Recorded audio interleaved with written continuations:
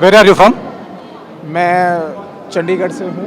अखिल भारतीय युवा कांग्रेस का राष्ट्रीय समन्वयक हूँ और यहाँ पे हम लोग राष्ट्रीय कार्यकारिणी के लिए आज 3 दिन की जो हमारी यूथ कांग्रेस की राष्ट्रीय कार्यकारिणी है उसके लिए हम आए हैं। तो आज हैदराबाद में आज हमारी राष्ट्रीय कार्यकारिणी का तीसरा दिन था। हमारे राष्ट्रीय प्रभारी आदरणीय कृष्णा लवरू जी और राष्ट्रीय अध्यक्ष श्रीनिवास बीवी जी का जो है उसमें हम उनकी अध्यक्षता में ये कार्यकारिणी हुआ है। तो आज हम यहाँ हैदराबाद में हैं जी।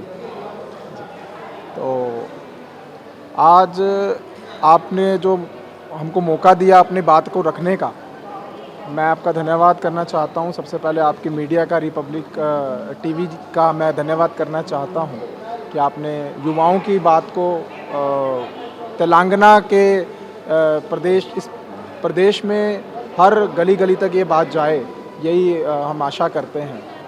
आज बहुत बड़ा मुद्दा है देश में, और देश, मैं समझता हूँ, भारत एक युवाओं का देश है और युवा सिर्फ एक ही चीज़ मांगता है, वो मांगता है रोज़गार। आज 2014 से केंद्र में भारतीय जनता पार्टी की सरकार है। आपको याद होगा कि जब नरेंद्र मोदी देश के प्रधानमंत्री नहीं बने थे तो उन्होंने एक वादा किया था पूरे भारतवर्ष के युवाओं से कि हम जब सत्ता में आएंगे तो हम 2 करोड़ रोज़गार हर युवा को देंगे।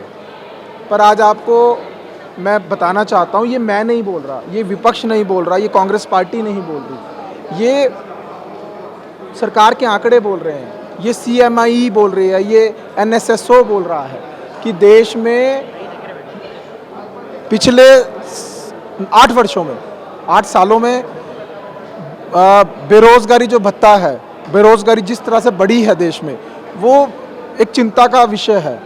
आज का प्रदेश का युवा, आज का देश का युवा सिर्फ रोज़गार पे बात करना चाहता है। मैं आपकी तेलंगाना की बात करना चाहता हूँ। मैं बताना चाहता हूँ आपके माध्यम से कि तेलंगाना को एक उसकी पहचान देने के लिए ये कांग्रेस पार्टी का इनिशिएटिव था। मुझे याद है, और ये बात हमने न्यूज़ में देखी कि तकरीबन 1200 यहाँ के लोगों ने, तकरीबन उनका जो नंबर है, उन्होंने सुसाइड किया था।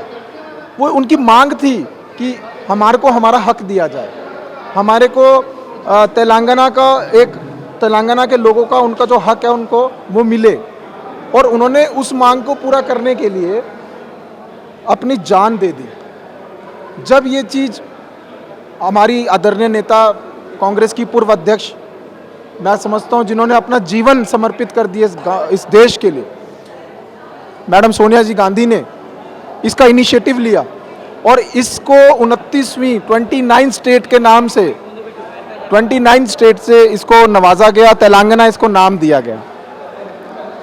तो ये एक सबसे बड़ी, मैं समझता हूँ, तेलंगाना के लोगों के लिए खुशी की बात है कि उनको एक पहचान मिली। पर दुख भी है कि हमको ये समझना चाहिए कि हमारे लिए कौन है। आज तेलंगाना का मैं समझता हूँ जो वर्चस्व है वो कांग्रेस पार्टी ने बनाया, और आज कांग्रेस ही तेलंगाना का वर्चस्व बचाएगी भी।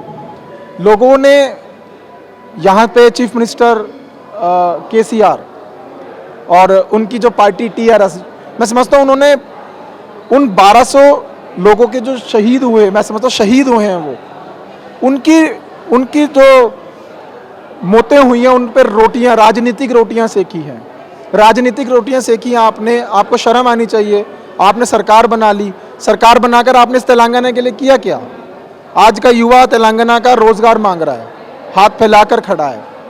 कहाँ हैं आपके वो? आपने बड़े बड़े वादे किए थे। तो मैं समझता हूँ कि ये एक बहुत ही गंभीर मुद्दा है।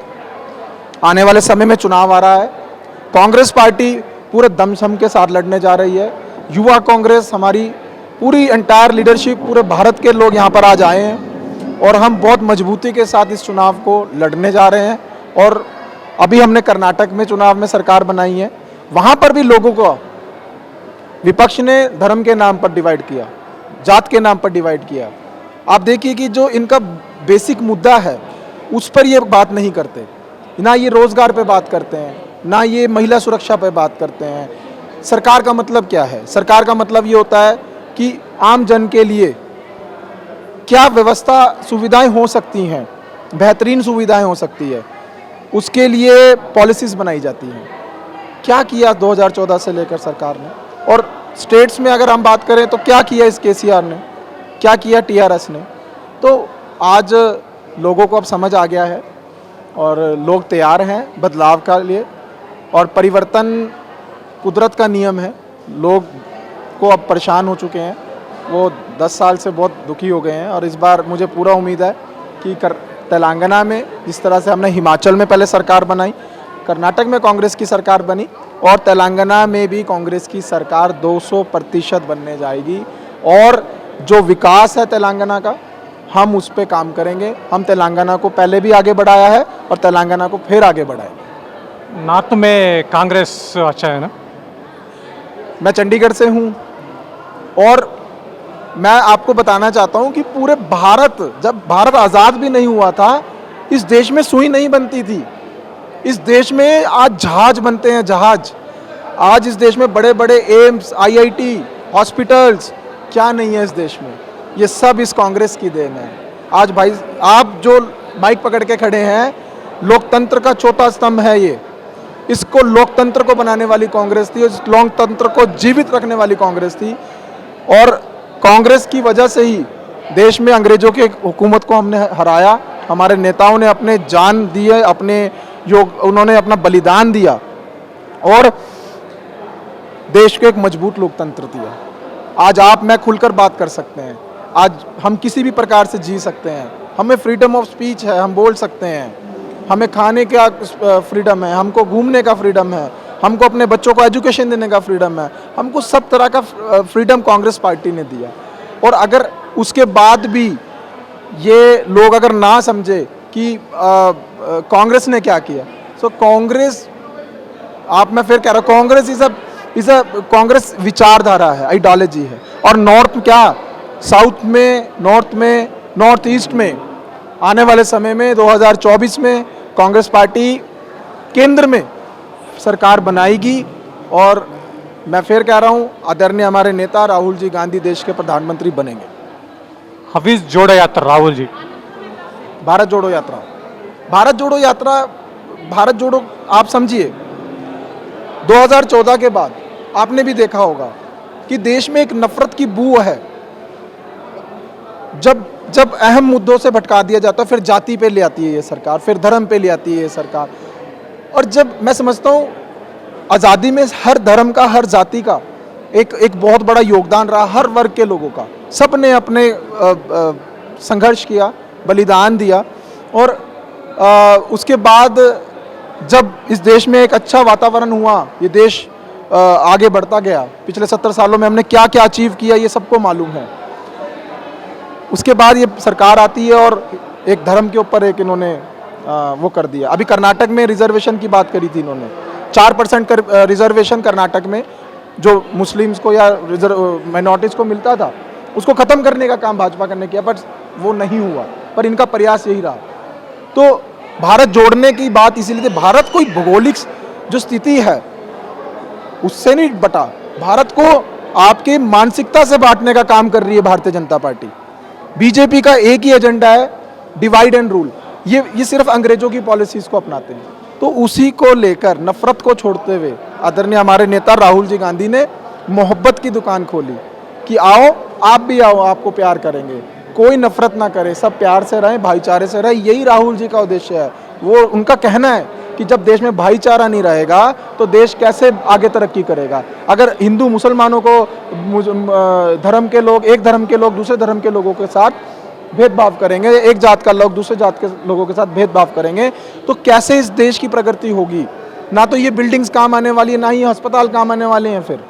तो इस करके आपको मैं बता दूं, कोविड के अंदर आपने ये जिंदगी में पहली बार उदाहरण देखा कि देश में महामारी आई, पूरे वर्ल्ड में महामारी आई। क्या काम आया? अस्पताल काम आया। क्या काम आया? एम्बुलेंस काम आया। क्या काम आया? इंसान के काम आया। क्या काम आया? डॉक्टर्स काम आए। और अगर वो भी ये कहते कि अगर जब खून की जरूरत थी कि ये मुसलमान है तो इसको मुसलमान का होकर खून देंगे, तो ये मैं समझता हूँ कि ये बीजेपी की पॉलिसी है ना। तो divide and rule, divide and rule. तो भारत जोड़ने की ज़रूरत आज भी है। राहुल जी फिर कह रहा हूँ मोहब्बत की दुकान खोल कर बैठे हैं और राहुल जी संघर्ष कर रहे हैं। उनके एक एक युवा साथी, उनका कार्यकर्ता राहुल जी के साथ है और राहुल जी देश के साथ है। हम सब देश के लिए हैं, उसके बाद ही हमारे लिए देश सर्वोपरि है और कांग्रेस का जो सिद्धांत है वो देश के लिए। Thank you, thank you.